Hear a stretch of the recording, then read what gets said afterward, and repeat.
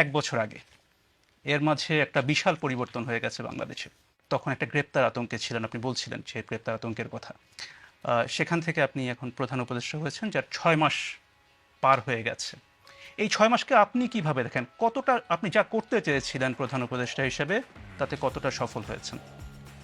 প্রথম একটা সংশোধনী বলি, ওই যে আতঙ্ক, গ্রেপ্তার আতঙ্ক, আমার কাছে কোনো আতঙ্ক ছিল না। এটা সম্ভাবনা ছিল যে আমাকে নিয়ে যাবে। আমি I was taking it easy, যে যে নিলে নেবে, আমার তো করার কিছু নাই, যেহেতু আইন কানুন নাই দেশে, কাজে তারা যা ইচ্ছা তাই করতে পারে। ওর মধ্য দিয়ে জীবন চলছিল আমার।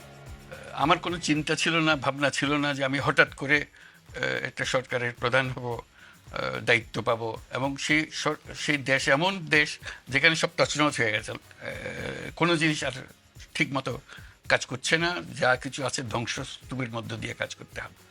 কাজে আমার প্রথম চেষ্টা হলো সেই ধ্বংসস্তূপ থেকে আমরা আসল চেহারাটা বের করে আনা, মানুষের দৈনন্দিন জীবন সহজ করে আনা, সেই চেষ্টাটার মধ্যে ছিল। তারপর আস্তে আস্তে ভবিষ্যৎটা কী হবে সেটার জন্য চিন্তা করা, কোন দিকে আমরা অগ্রসর হব।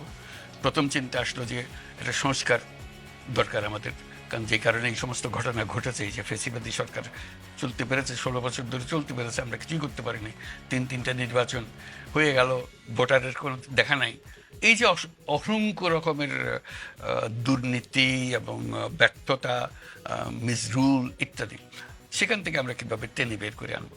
টেনে বের করে আনতে গেলে নিয়মগুলো, প্রাতিষ্ঠানিক সংস্কারগুলো করতে হবে। সেই জন্য প্রথম চোটে আমরা ঠিক করলাম যে আমরা কতটা টেনে বের করতে পেরেছেন বলে মনে হয় আপনার কাছে? কতটা আমরা সংস্কারের বিষয়ে সংস্কার তখন শুরু করি না, যে পরিস্থিতির কথা আপনি বলছিলেন যে আপনি যখন প্রধান উপদেষ্টা হলেন তখন এক ধরনের পরিস্থিতি ছিল, অনেক পরিবর্তন, অনেক কতটা আপনার চোখে কি মনে, কতটা পরিবর্তন? বহুল পরিবর্তন। এটা আমি বলবো যে ধ্বংসাবশেষ থেকে এসেছিলাম, এখন একটা নতুন চেহারা আসছে, ভেসে উঠছে, যে আমরা অর্থনীতি সহজ করেছি, দেশ বিদেশের আস্থা অর্জন করেছি, এটা তো পরিষ্কার। সারা দুনিয়ার আমরা আস্থা স্থাপন করতে পেরেছি, এটা কেউ প্রশ্ন করতে পারবে না যে না আপনি অমুক দেশের আস্থা অর্জন করতে পারেননি। যে দেশে বলুন, তারা আমাদের উপর আস্থা স্থাপন করেছে, শুধু আস্থা স্থাপন করেছে না, বিপুলভাবে করেছে। তারা বলছে আমরা অতীতে যা করি না তার চাইতে বেশি করবো এখন, যেহেতু আমরা দেখছি যে এটা সুন্দরভাবে সরকার চলছে, সেই জন্যই তারা করছে।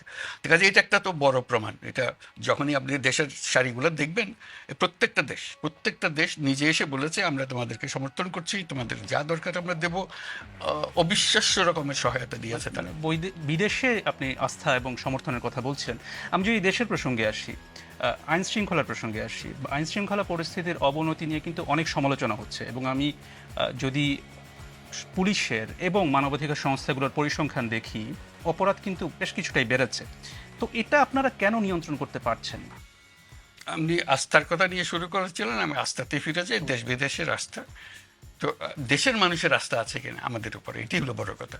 আমার মনে হয় দেশের মানুষের আস্থা আমাদের উপরে আছে, বিপুল পরিমাণে আছে।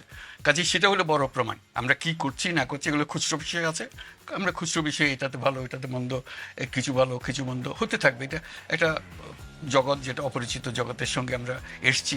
আমরা কোনো এক্সপার্ট এসে এখানে বসে নাই, আমরা এসছি যার যার জগৎ থেকে এসছি, নিজের মতো করে চেষ্টা করছি কিভাবে করতে পারি। তার মধ্যে ভুলভ্রান্তি হতে পারে, কিছু ভালো করেছে কিছু ভালো করতে পারিনি, এটা হতে পারে, এটা আমি অস্বীকার করছি না। ভালো হয়নি কোনটা আপনার চোখে? কোনোটাই ভালো হয়নি সেই অর্থে। যত ইচ্ছা আমাদের ইচ্ছা তো অনেক, আমরা রাতারাতি দেশ পরিবর্তন করতে চাই, সেটা তো আমরা পারিনি, সময় লাগবে। সেটার জন্য আমরা চেয়েছিলাম যে এখনই আমরা ডায়ালগটা শুরু করব, সংলাপটা শুরু করব, এটাও পারিনি। সংলাপ শুরু হতে হতেও দেরি হয়ে যাচ্ছে। এগুলো আর কি, যেটা সময় মতো আমরা করতে চেয়েছি ওই সময় মতো পাইনি। আমরা অনেকগুলো সংস্কার কমিশন করেছি, আমাদেরকে 90 দিনের মধ্যে তাদের কমিশনের রিপোর্ট দেওয়ার কথা, তারা দিতে পারে নাই। আমি তাদেরকে অভিযোগ করছি না, কারণ বিশাল একটা কাজ, আর একটু সময় চেয়েছে, 1 মাস সময় চেয়েছে, আরও 2 মাস সময় চেয়েছে, কাজে ওইটুকু একটু পিছিয়ে গেছে। এগুলো আর কি, এগুলো কাজ করতে গেলে যা হয়। সংস্কারের কথা বলছিলাম, আমি যদি আইন শৃঙ্খলার বিষয়ে ফিরে আসি, পরিস্থিতি যে অবনতিটা হয়েছে, অনেকে বলছেন যে তারা নানা রকম ভয়ে আছেন, আতঙ্কে আছেন, যেহেতু অপরাধ তারা দেখছেন যে বেড়েছে, রাস্তাঘাটে অপরাধ বেড়েছে। এটা আপনারা কেন নিয়ন্ত্রণ করতে পারছেন না? অবনতিটা কোন পয়েন্ট থেকে হয়েছে এটা বলতে হবে তো আমাকে। আপনি বলছেন অবনতি হয়েছে, কোন রেফারেন্স পয়েন্ট থেকে অবনতি হয়েছে সেটা না দিলে তো আমরা বুঝতে পারবো না। আমি যদি সাম্প্রতিক পরিসংখ্যানের কথা বলি, যে গত বছরের এই সময় থেকে অপরাধের পরিমাণ রাস্তাঘাটে, যেমন আমি তো হিসাব নিচ্ছি, কোনো অপরাধের পরিমাণ মোটেই বাড়েনি, আমি যদি আগের মতোই হয়েছে। আমি যদি একটা পরিসংখ্যান আপনাকে দিই, গত একটা 6 দিয়ে তো মাসে, আর বিচার হবে না, সমস্ত কিছু নিয়ে আসতে হবে। মানে কাজে গত ওইদিকে 6 মাসে ডাকাতির সংখ্যা 50% বেড়েছে। এটা হচ্ছে পুলিশের পরিসংখ্যান অনুযায়ী। সেটা আমি বলছি, মানে হয়তোবা পরিসংখ্যান বিভিন্ন হতে পারে, কিন্তু এটা আছে যে এবং হচ্ছে আছে, সেটা আমরা দেখতে পাচ্ছি। তো এটা মানে নিয়ন্ত্রণের ক্ষেত্রে সমস্যাটা চেষ্টা কোথায় করছি হচ্ছে? আমরা। সমস্যা সমস্যা আপনিও জানেন, আমিও জানি। প্রথম দিকে সমস্যা ছিল যে পুলিশ বাহিনী যাকে দিয়ে আমরা কাজ করাচ্ছিলাম, তারা ভয়ে রাস্তায় নামছিল না, কারণ দুদিন আগে তারা এদেরকে গুলি করেছে। কাজে মানুষ দেখলেই সে ভয় পায়। কাজে তাকে ঠিক করতে করতে আমাদের কয়েক মাস চলে গেছে। এখন মোটামুটি ঠিক হয়ে গেছে, আবার নিয়ম শৃঙ্খলার দিকে আমরা রওনা হয়েছি, কাজ করতে থাকবো। আরেকটা বিষয় নিয়ে অনেক আলোচনা হয়েছে, সেটা হচ্ছে যেটাকে মব বা দলবদ্ধ বিশৃঙ্খলা বলা হয়, বলা হচ্ছে। এবং সম্প্রতি দেখা গেছে যে এই বিষয়টা, যেমন গণপিটুনির একটা বিষয় দেখা গেছে। কিছুদিন আগের কথা যদি বলি, বেশ কিছু ধানমন্ডি 32 সহ বেশ সারা দেশে অনেক ভবনে ভাঙচুর হয়েছে, কিন্তু দেখা গেছে দীর্ঘ সময় ধরে চলেছে, যেখানে কিনা সরকারের বা আইনশৃঙ্খলা বাহিনী তেমন ভূমিকা দেখা যায়নি। কেন তখন ঠিক ওভাবে ভূমিকা দেখা গেল না? আপনি পরে একটা বন্ধ করার জন্য আহ্বান জানিয়েছেন, কিন্তু আইনশৃঙ্খলা রক্ষাকারী বাহিনী কেন সেখানে তখন কার্যকর ভূমিকা পালন করেনি? সময় নিচ্ছে, তারা প্রস্তুত হয়নি, যা তাদের মানসিকতার থেকে এখনো মুক্ত হতে পারে নাই। এটা একটা জিনিস হতে পারে। আরেকটা হলো যে তারা আমরা তাদেরকে বলেছি যে কোনো পুলিশ স্টেশনে তারা যে কোনো রিপোর্ট করতে পারে, গিয়ে আইনের আশ্রয় নিতে পারে, এবং সেটাকে আমরা সহজ করেছি। এখন বলছি তোমরা ইন্টারনেটে দিয়ে দিতে পারো, এটা অনলাইন কেস করতে পারে, যাতে মামলা করতে গিয়ে হয়রানি হয়।